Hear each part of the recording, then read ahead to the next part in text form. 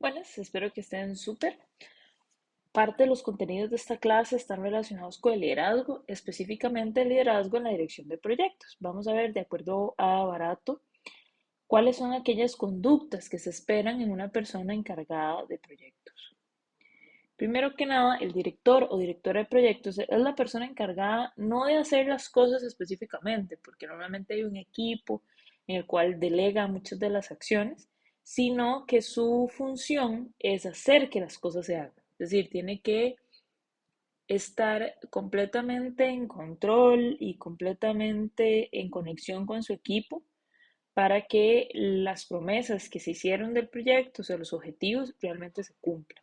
Entonces, el director o directora no solo debe dominar técnicas de gestión, que es mucho lo que vamos a ver en este curso, sino que también tiene que ser un buen negociador o negociadora, una buena comunicadora o comunicador y obviamente un buen líder o lideresa.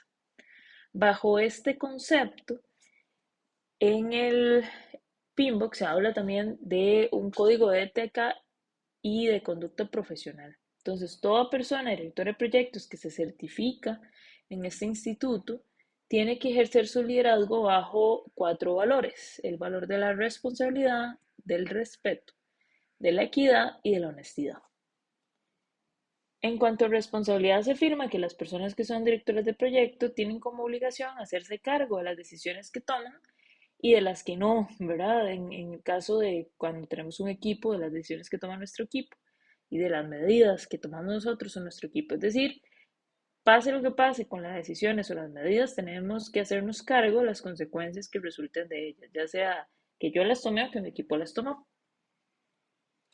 Idealmente se espera que decidan, actúan basándose en los mejores intereses para la sociedad, la seguridad pública y el medio ambiente, aceptar aquellos encargos que solo son conscientes de que tienen la cualificación, experiencia y conocimiento, cumplir los compromisos que se adquieren. Cuando se cometen errores o omisiones, aceptar esta responsabilidad y pues corregir, proteger la información confidencial y obviamente acatar este código. Obligatoriamente, ¿qué se espera de un director o directora de proyectos? Bueno, que se mantengan informados acerca de las políticas, reglas, normativas y leyes que rigen su actividad laboral, denunciar las conductas ilegales o contrarias a la ética, no necesariamente lo mismo, informar sobre las violaciones de este código que estamos hablando y solo cursar quejas con comportamiento no ético que estén fundamentadas con hechos, sino pues solicitar reprobación disciplinaria.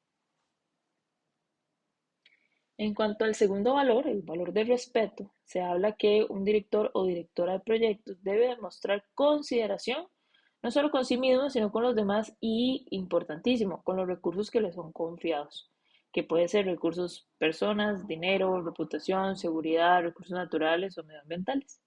Un ambiente de respeto genera confianza y excelencia en el desempeño al fomentar la cooperación mutua, un ambiente en el que se promueve y valora la diversidad de perspectivas y opiniones. Idealmente se espera de un director o directora de proyectos que se informe sobre las normas y costumbres del equipo, ¿verdad? Para evitar involucrarnos en comportamientos que se puedan considerar irrespetuosos. Escuchar los puntos de vista de los demás, ¿verdad? Para comprenderlos. Dirigirse directamente a aquellas personas con quien tenemos un conflicto o desacuerdo y obviamente comportarnos de manera profesional, aunque no sea recíproco por parte de otra persona. Obligatoriamente, si se espera, negociar en buena fe, no aprovecharse de la experiencia o la posición para influir en decisiones y así obtener beneficios personales. Obviamente no actuar de manera abusiva y respetar los derechos de propiedad. En cuanto al siguiente valor, que es el valor de la equidad, se entiende que el deber de un director o directora de proyectos es tomar decisiones y actuar de manera imparcial y objetiva. Obviamente esto implica no presentar intereses personales en conflicto, prejuicios o favoritismos. Idealmente, para cumplir con la equidad, se espera que se demuestre transparencia, revisar constantemente que los criterios que utilizamos sean imparciales y objetivos, brindar acceso equitativo a toda la información, ¿verdad? Obviamente de las personas que están autorizadas, y procurar que las oportunidades sean igualmente accesibles para los candidatos que tienen la cualificación. Obligatoriamente se espera revelar de manera íntegra y proactiva a los interesados pertinentes cualquier conflicto de interés potencial o real.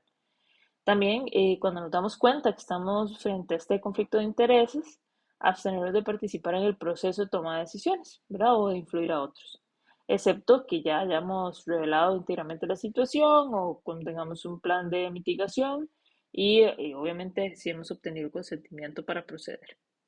No contratar o despedir, recompensar o castigar basándose en consideraciones personales, ¿verdad? No discriminar a los demás por razones de sexo, raza, edad, religión, incapacidad, nacionalidad u orientación sexual, entre otros. Y aplicar las normas de la organización sin favoritismos ni prejuicios. Como último valor está el valor de la honestidad. Aquí se especifica que es el deber de cualquier director de proyectos comprender la verdad y actuar con sinceridad, tanto en cuanto a nuestras comunicaciones como a nuestra conducta. Idealmente se espera que dentro de la honestidad, que obviamente procuremos averiguar la verdad con seriedad, ser sinceros en nuestras comunicaciones y conductas, dando información precisa y oportuna, sobre todo en las promesas que hacemos y los compromisos que fijamos, ¿verdad? Que sean de buena fe y esforzarnos por crear un entorno en el que los demás se sientan seguros o seguras para decir la verdad. Obligatoriamente, obviamente no se toleran comportamientos tendientes a engañar a terceros o estar involucrado en comportamientos deshonestos para beneficio personal ni a costa de terceros.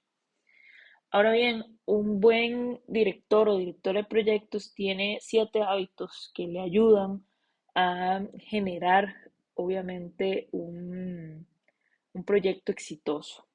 Primer hábito es comprometerse con el proyecto, es decir, que podamos asumir el rol de dirección sin quejas, sin estar excusándonos con falta de recursos, por ejemplo, sino asumir la dirección, lo que tenemos, identificándonos con los objetivos del proyecto, planificando de manera realista con los recursos que tenemos y bueno, haciendo promesas. Es importante perderle el miedo a hacer promesas siempre y cuando lo planifiquemos de manera realista, eligiendo bien nuestro equipo. El segundo hábito es planificar progresivamente. Para eso tenemos que tener un fin en mente y planificar qué acciones debemos seguir para lograrlo. Es decir, visualizar un destino y cuál es el camino para llegar a ese destino. También eso implica que esa planificación o ese plan debe estarse actualizando y por tanto es importante pues tener herramientas que nos ayuden a hacerlo de manera automática y decir que no cuando el riesgo es muy alto. El tercer hábito es controlar el proyecto. ¿Qué significa esto? Básicamente es vigilar que se cumplan las promesas.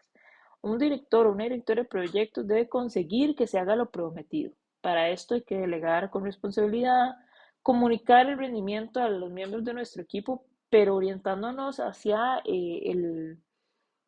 la meta, ¿verdad? No es un tema de regañar a alguien, sino orientar para que logremos el objetivo planteado y siempre registrar. Si no hay un registro, no podemos controlar cómo vamos. Para esto es importantísimo usar herramientas de seguimiento, ojalá herramientas tecnológicas. El cuarto hábito es negociar, ganar, ganar o no hay trato. ¿Qué quiere decir esto? Siempre que yo hago una negociación, ya sea con clientes, con proveedores, con los mismos miembros del equipo, o inclusive cuando tengo que negociar temas de riesgo, siempre tienen que ir los intereses en función de que gane el proyecto, pero también que gane la otra persona. No que gane el director o la directora, porque no se trata de eso, sino que gane el proyecto, que lo que se negocie le ayude al proyecto a seguir, pero también le ayude a los clientes, le ayude a los proveedores, le ayude al equipo. Porque cuando nosotros tenemos la ventaja de que ambas partes tienen o se les agrega algún valor, es mucho más posible que se logre el objetivo planteado. Esto implica también gestionar los riesgos, ya sea mitigándolos, conteniéndolos, evitándolos o, en caso ya que no quede otra, asumiéndolos. El quinto hábito es comunicarse con empatía, ¿verdad? Todos sabemos que un buen líder se comunica y efectivamente, y para esto es importante escuchar. Comunicar en su mayor medida es escuchar de manera empática. Eso quiere decir que hay que comunicarse despacio, sin prisa, gestionando las expectativas del equipo y de diferentes interesados y adaptarse a cada persona con el lenguaje que le conecte. Si hay personas que les conecta hablarles desde un espacio emocional, lo hacemos, y otras personas eso hace que los perdamos y lo que necesitan son datos duros y puros, pues entonces utilizamos el lenguaje que se adapte mejor a este destinatario. Obviamente el hábito más importante en esta presentación sería liderar, pero es liderar para el equipo. ¿Qué quiere decir eso? No es liderar para que se logre un objetivo o una meta, por ejemplo, económica, sino es liderar en función de que el equipo crezca, ¿verdad? Para esto se necesita que los resultados se sientan colectivos. El líder debe ser un modelo, debe inspirar confianza, no imponer, sino alinear al equipo con procesos o estructuras.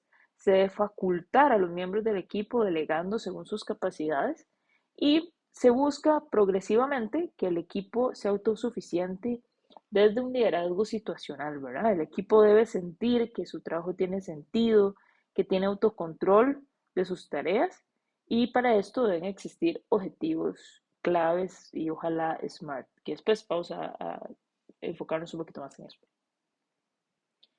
Por último, el último hábito es dirigir mejor en el siguiente proyecto. ¿Qué significa esto? Bueno, que hay que autoevaluarse, que hay que revisar cuáles fueron aquellos errores que cometimos en un proyecto para poder mitigarlos en siguientes experiencias. Recuerden que los problemas de ayer son los riesgos de hoy. Entonces, un buen director o director de proyectos no debería tropezarse dos veces con la misma piedra. Esto también incluye extender su red. Si nosotros nos damos cuenta dentro de la experiencia de liderar proyectos que hay algunas secciones que no tenemos el completo conocimiento o el conocimiento especialista, pues entonces tenemos que extender nuestra red y buscar personas que sí nos puedan ayudar, ya sea porque conocen y son especialistas del tema o conocen gente que nos pueda ayudar. Muy bien, recordando esos hábitos importantísimos en la dirección de proyectos y en la vida en general, vamos a seguir con el trabajo de esta semana.